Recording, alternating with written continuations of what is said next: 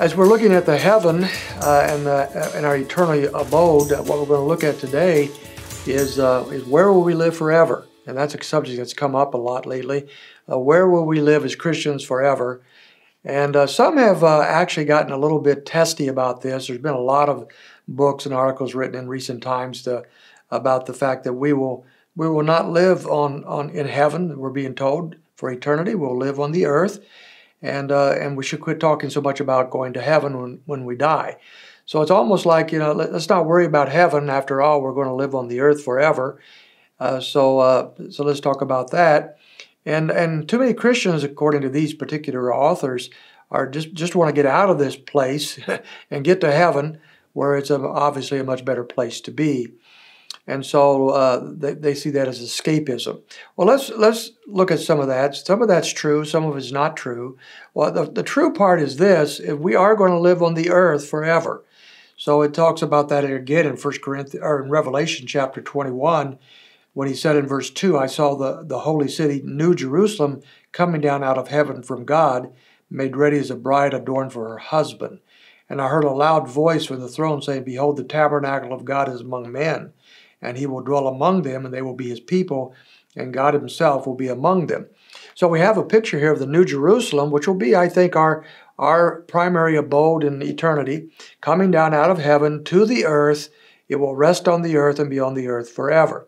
So in the big picture, these people who are concerned about these things are right. We will live on the new earth forever. And so that will be where we are. But on the other hand, if I die before the Lord returns, I want to go to heaven, don't you? And we think back throughout the centuries of Christians who have been dying for hundreds and hundreds of years, and where does their spirit go before the resurrection, before Christ returns? Well, that spirit goes to heaven. And so I'm quite interested in heaven. I want to know as much as I can about heaven. And when I die, if the Lord has not returned, that's where, of course, I will be, and I want to know something about that. On the other hand, the part of the catalyst behind the idea that we're going to live on this earth forever flows back to the issue of taking care of the planet. So some are basically saying, look, we need to take care of this planet. We need to be in the ecology movement, in which we're taking care of this planet. We're not going to ruin it. We're going to tend it. We're not going to use fossil fuels. We're going to be concerned about the green issues and so forth. Those are important things. So here's what we have to think about. The Lord put Adam and Eve in a garden to tend it. And that has never really been ascended in that sense. The Lord rescinded. The Lord is not saying we should not take care of the planet. We should be good caretakers of what God has created. We should not do things to the planet that harm it. I think we should be very concerned about that. But not so that when the Lord comes back, he finds himself a wonderful planet in which to plant his eternal city on. Because the scriptures talk here about the fact that there will be a new heaven and a new earth. And Peter tells us in 2 Peter that the earth as we know it will be burned up. It will be destroyed with intense heat. And so this planet as we know it now, in my opinion, will be gone. And a new one will replace it. Now some, even in our conservative camps, believe that the present earth will still exist, but it will be refurbished, regenerated.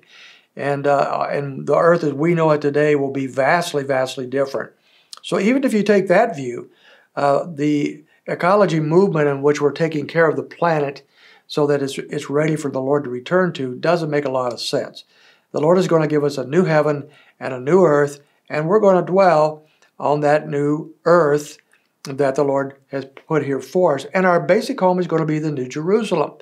Now again, we don't know exactly what that looks like. We see a gigantic city that is described here that will be our place of operation.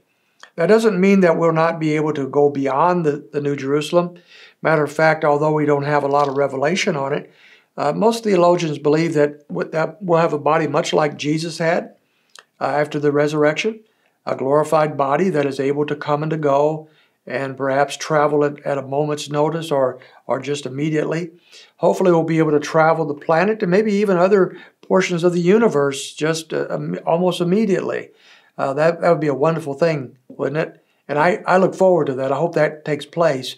But we're not given a lot of revelation on that.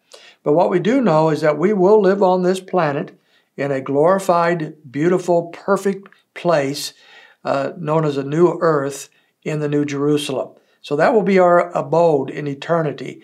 When we die right now, our spirit goes to heaven, the third heavens, as we talked about yesterday. In eternity, we'll live on this planet in a physical world that the Lord has created for us. It's going to be glorious. We'll cover more of that material tomorrow. I hope you can join us.